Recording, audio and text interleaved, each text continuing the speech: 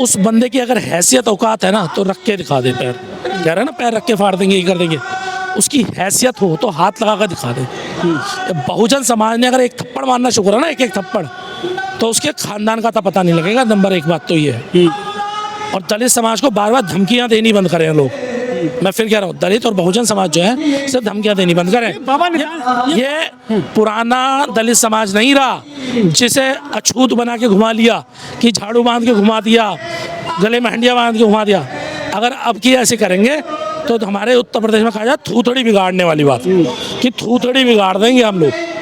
मैं हकीकत बता रहा हूँ, अगर हमारे किसी भी समाज के किसी भी प्रतिष्ठित व्यक्ति जो बड़ी मेहनत करके वहाँ पहुँचा है, उसे तो छोड़िए, समाज के जो लोग हैं अगर उनके साथ भी कोई घटना होती है तो अब ये समाज उनसे बदला लेना जानता है।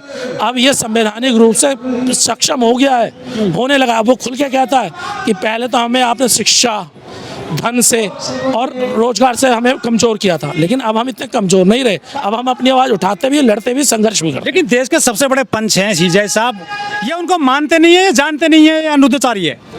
देखिए, पहली बात, आजकल एक बहुत बड़ा क्रेज चल गया है। कुछ अंधभक्त लोग, कुछ मूर्ख लोग जिनके पास कोई काम नहीं होता, जिनके पास रोजगार नहीं होता, वो आजकल क्या करते हैं, एक दुकान लगा लेते हैं। पहले 4 लोगों को बैठाएंगे, वो धर्म की दुकान शुरू कर देते हैं, पाखंडवाद शुरू कर देते हैं। उन्हें ना इतिहास का ज्ञान, ना उन्हें शिक्षा का ज्ञान, ना उन्हें इस देश के संविधान का ज्ञान। और जाके वो लोग क्या करते हैं, वो ये कर देंगे, प्राण प्रतिष्ठा कर देंगे, फला प्रतिष्ठा कर देंगे, ये प्रतिष्ठा कर देंगे, वो सारी प्रतिष्ठाएं कर देते हैं। गवई साहब उनके कंट्रोल में आ नहीं रहे।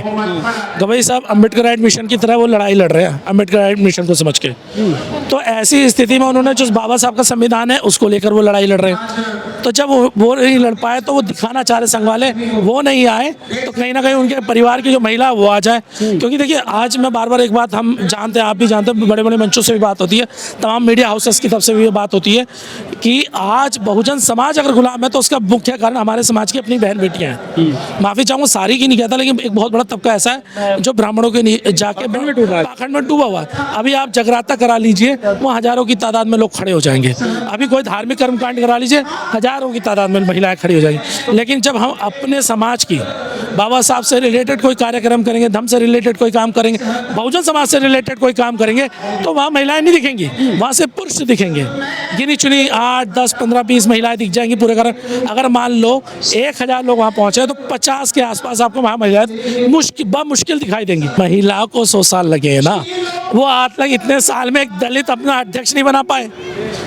मुझे बताइए, दलित समाज का कौन सा अध्यक्ष उनके में बना है? भाई उनके जो ग्रंथ हैं उसमें महिलाओं का तो अपमान लिखा हुआ ना। मैं कहना नहीं चाहता उन शब्दों का, किसी भावना को ठेस नहीं पहुंचाना चाहता, लेकिन सच्चाई ये नहीं है कि दलितों और महिलाओं के बारे में उनके धर्म ग्रंथों में क्या शब्द लिखे हुए हैं।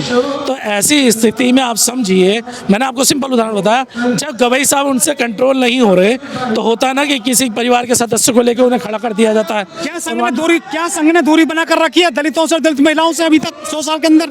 सर देखिए, मैं फिर कह रहा हूँ, दलितों से तो दूरी उनकी पहले से है। हकीकत में मानसिक दूरी जो है उनकी पहले से, लेकिन दिखावे के लिए वो दूरी नहीं रखते। आजकल वो ये कहते हैं कि दलित भोज कर लेते हैं, कहते हैं ना, तो दलित भोज की प्रक्रिया संघ ने बहुत ज़्यादा शुरू कर दी। उसका कारण यह है क्योंकि 21वीं सदी जो अम्बेडकर राइट मूवमेंट की है, और 21वीं सदी में अम्बेडकर राइट मूवमेंट का जब समय आया तो उन्हें पता बिना दलितों के कोई सरकार बन नहीं सकती और कोई आगे बढ़ नहीं सकता। तो ऐसी स्थिति में उन्हें अब दलितों की याद तो आती है, लेकिन उन्हें अपने साथ बैठा भी लेंगे, उन्हें अपने साथ रख भी लेंगे, लेकिन कभी उनके साथ रोटी बेटी का रिश्ता नहीं रखेंगे लोग। आपको क्या लगता है इसके लिए दोषी कौन है? वो है या हम? ये एक सवाल अपने समाज से होना चाहिए ना, क्योंकि गलती अपने समाज की है। आज हम लोग बार बार कहते हैं 85%, 85%, 85%, लेकिन 85% को आप सरकार में नहीं लाते। वो 3% को सरकार आप दे दोगे। भाई देखो, इस देश में जिसकी सरकार होगी वही राज का राजा है, सीधी सी बात है। आपने राजा उन्हें बना दिया। आज वो इसलिए कुत्ते की तरह भौंक रहे हैं क्योंकि उनकी सरकार है। अगर आपकी सरकार होती तो किसी की हैसियत थी कि आपकी तरफ ये शब्द बोल सकता कोई व्यक्ति? लेकिन ये बाबा कह रहे हैं कि संविधान तो लिखा है नहीं बाबा साहब ने, ना वो मानते हैं संविधान को, कहते हैं मनुस्मृति सबसे बड़ा संविधान है। ये कह रहे हैं रामभद्राचार्य। देखिए, उसके लिए मेरा सिंपल सा कहना है, चाहे इसे व्यंग में ले लीजिए, कुछ कह लीजिए, अगर आपका संविधान जो है मनुस्मृति है, और इस देश का संविधान आपका संविधान नहीं है, तो आप एक काम करो, पाकिस्तान चले जाओ। ये देश बहुजनों का है, ये देश लोकतांत्रिक देश है। इस देश में डॉक्टर बाबा साहब अम्बेडकर का संविधान चलता है और ये देश उसी संविधान के अनुरूप चलेगा। तो अगर आपको आपत्ति है तो आप पाकिस्तान से चले जाइए, जो ये दूसरों को कहते हैं। आपकी इस देश को आवश्यकता नहीं है, पहली बात तो ये है। दूसरी बात ये है कि जो लोग इस देश में मनुस्मृति लागू करना चाहते हैं, तो भैया एक बात आपसे खुल के कहता हूँ, जब आपकी गिरफ्तारियाँ होती हैं ना, जब आप थाने में बंद होते हैं, जब आपको कुटावे मिलते हैं थानों में, है ना, देखे ना कई संत ढकोसले वाले बाबा घुसे हैं अंदर, दिल्ली में गिरफ्तार हुई है। कई हुए हैं कई। तो भैया वो मनुस्मृति के आधार पर जमानत ले ले, इस देश के संविधान से जमानत ना ले, पूरी जिंदगी उनकी जेल के अंदर निकल जाएगी अगर संविधान को ना माने तो। वहाँ जाके हाथ जोड़ के उसी संवैधानिक पद के आगे कहते हैं भाई साहब मुझे जमानत दे दो, भीख मांगते हैं जमानत लेने की। तो आप समझिए ये जो लोग हैं ये सिर्फ बकलोल हैं, सिर्फ बोल सकते हैं, होना इनके बस की कुछ है नहीं। एक सही अम्बेडकरवादी जो भी होगा वो यही कहेगा कि संघ के कार्यक्रम में हमें नहीं जाना, या हम कहें जो देशभक्त होगा वो भी ये कहेगा हम संघ के कार्यक्रम में नहीं जाएंगे। उसका एक बड़ा कारण ये है क्योंकि एक कहावत हमारे यहाँ अभी चल रही है आजकल, जो बहादुर थे वो जंग में गए और जो भगोड़े थे वो संघ में गए। तो आप अंदाज लगाइए ऐसी स्थिति में कैसे उनके साथ खड़ा हो सकते हैं जो लोग कभी आज़ादी की लड़ाई में कभी नहीं रहे। नंबर एक बात, जो जातिवादी मानसिकता के साथ हमेशा खड़े रहे, उनके साथ कैसे खड़ा किया हो सकता है। देखिए इस बात को तो मानना पड़ेगा कि 100 साल में उन लोगों ने अपने विजन को नहीं छोड़ा। और कई बार मैं ये बात अपने समाज के जो सामाजिक संगठन उनसे भी सवाल होता है मेरा कि उससे पहले संघ से पहले हमारा अपना समता सैनिक दल बना था, लेकिन आज भी वो सत्ता की भागीदारी में तय नहीं कर पाता कि कौन कहाँ पे जाएगा, और संख्या बल बहुत कम है। लेकिन वो एक विजन से लोग आए और इस विजन पे उन्होंने 100 साल के अंदर अपनी सरकार बना दी।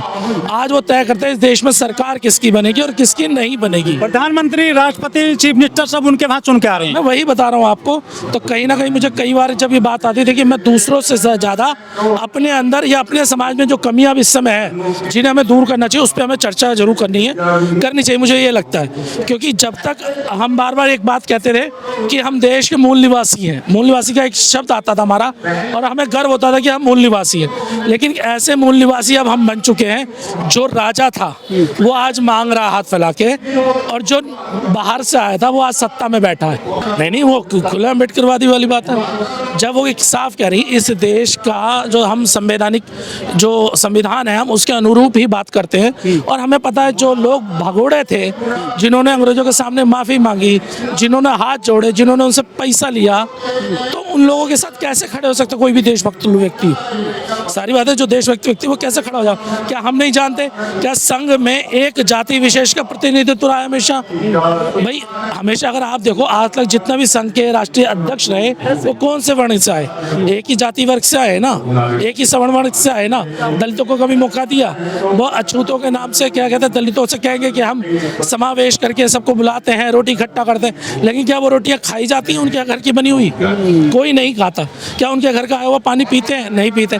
आपने देखा जब भी संघ के कार्यक्रम होते हैं तो जब ये किसी के घर में जाते हैं, नेता वगैरह जाते हैं, तो आपने देखा इनके अलग से प्लास्टिक के गिलास आ जाते हैं, इनके अपने बर्तन आ जाते हैं। क्या वो दलितों के घर के बर्तनों में भी खाना खाते हैं? कभी ऐसी कोई फोटो आपको दिखाई दी आज तक? तो फिर जो दलित समाज का जो स्वाभिमानी इंसान है जिसने बाबा साहब को पढ़ा हुआ है वो कैसे उनके कार्यक्रमों में चला जाए?